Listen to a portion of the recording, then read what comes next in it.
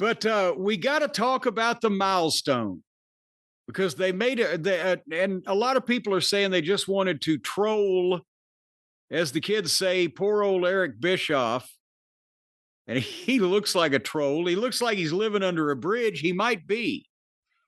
But they wanted to troll Eric Bischoff by saying that they had become the longest primetime wrestling program in TBS history. Is that the way that they phrased it? I think so. They outlasted Nitro by one show with this one or whatever. But was that really I guess for Tony's a numbers nerd and you can do anything you want with numbers, but was that kind of a weak fucking swing and maybe a miss? Yeah, our show has been on the station in a particular time longer than the other programs that have been on the station that were on for decades longer and that 10 times more people watched. But still, because ours has been in this one particular day part for a while. Yay! Is it a big deal? It did seem like they overdid it.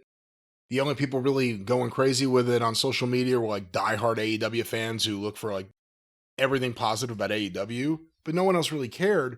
On the show, gee, at the very end, Excalibur and Shivani were just fucking blowing each other, going crazy, fucking, oh, we're going to be here next week, and the week after, and the weekend, yeah, this is great, I love it, yeah! It was so fucking awful.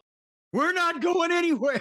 He actually fucked up saying we're not going anywhere. It was like, we have plans to not go away where they are. And the other thing is, not to defend Eric Bischoff, because I don't even think that's what this is, even though I think this is about, I think the way they went over the top, part of it is a fuck you to Eric Bischoff. I do think that, from their perspective. But Eric Bischoff, for good and for bad, had a different animal than Tony Khan in terms of ownership and financing. And, you know, it's not like it was an equal race with two parties just going out there. I know you're going to say, oh, Ted Turner. Yeah, but by the end, first of all, Ted Turner wasn't hands-on, and Ted Turner wasn't even there by the end. And Tony has endless money to do this. WCW eventually didn't. And, you know, it's just, I don't think it's an apples to orange, or I guess apples to apples. I don't think I'm making any sense, but I don't think it's apples to sardines is the comparison. Yeah, it's not the exact same thing. It's not the same animal.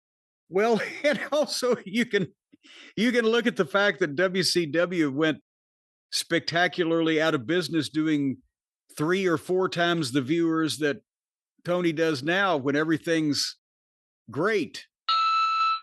So, and Tony's about to enter a period of time where the only thing he's going to be able to do is overpay.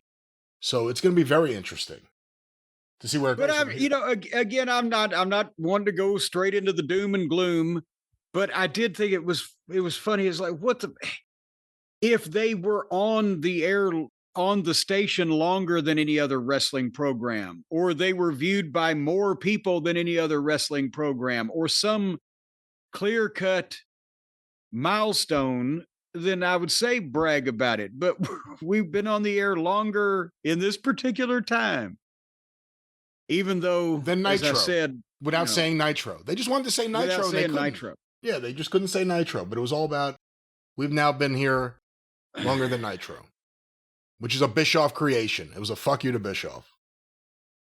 When I was on the booking committee in WCW in '89, the Friday night Power Hour was the weakest of the 3 programs, Friday night, Saturday night, and Sunday night. And the Power Hour did twice as many viewers on a Friday night after baseball as both of Tony's shows do now combined.